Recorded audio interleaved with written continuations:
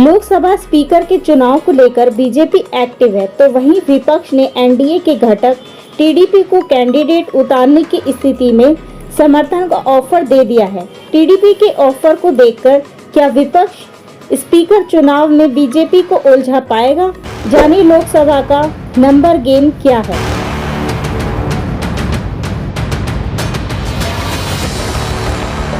सरकार गठन के बाद अब लोकसभा स्पीकर के चुनाव की बारी है। भारतीय जनता पार्टी बीजेपी की अगुवाई वाले सत्ताधारी राष्ट्रीय जनतांत्रिक गठबंधन एनडीए की कोशिश आम राय बनाने की है। बीजेपी ने इसके लिए रक्षा मंत्री राजनाथ सिंह के जिम्मेदारी दी है कि वो सहयोगी पार्टियों के साथ ही विपक्षी दलों से बात कर स्पीकर को लेकर आम सहमति बनाने का प्रयास करे। वहीं विपक्ष इसे पिछली लोकसभा में रिक्त रहे डिप्टी स्पीकर पद के लिए सरकार पर दबाव बनाने के लिए मौके की तरह देख रहा है। विपक्षी इंडिया ब्लॉक में नेता बार बार ये कह रहे हैं कि डिप्टी स्पीकर का पद विपक्षी गठबंधन की किसी पार्टी को नहीं मिला तो हम स्पीकर के लिए चुनाव उम्मीदवार उतारेंगे। विपक्ष बार बार इस बात पर जोर दे रहा है कि स्पीकर पद के लिए चंद्रबाबू नायडू की अगुवाई वाले तेलुगु देशम पार्टी टीडी और नीतीश कुमार की जनता दल यूनाइटेड की कोशिश करनी चाहिए। शिवसेना यूबीटी के राज्यसभा सांसद संजय राउत कह चुके हैं कि स्पीकर के लिए टीडीपी अगर उम्मीदवार उतारती है तो हम यह सुनिश्चित करने की कोशिश करेंगे कि इंडिया ब्लॉक की पार्टियों का समर्थन उसे ही मिले।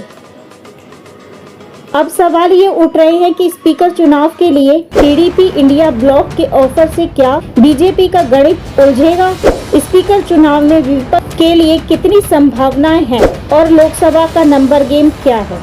सबसे पहले बात, टीडीपी को इंडिया ब्लॉक के ऑफर की ऐसी चर्चा थी कि टीडीपी स्पीकर का पद चाहती है। हालांकि बीजेपी ने साफ संदेश दे दिया कि स्पीकर कुर्सी पार्टी अपने पास ही रखेगी। अब विपक्ष की रणनीति चंद्रबाबू नायडू की महत्वाकांक्षा को हवा देकर यह नैरेटिव सेट करने की है।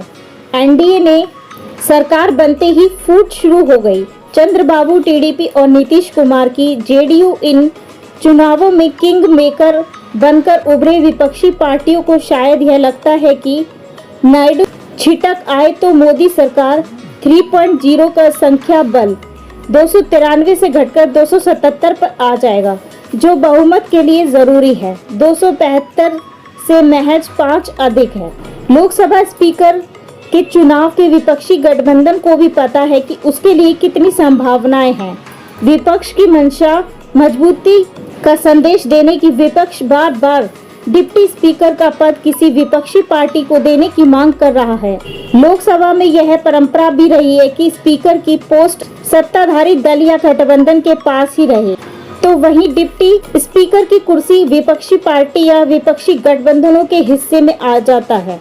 पिछली लोकसभा के कार्यकाल में पूरे 5 साल तक डिप्टी स्पीकर का पद खाली रहा था और विपक्ष की रणनीति सरकार को इस बात के लिए तैयार करने की है कि अगर वह आम सहमति से स्पीकर चुनना चाहती है तो उसे डिप्टी स्पीकर का पद विपक्ष को देने की परंपरा का भी पालन करना होगा।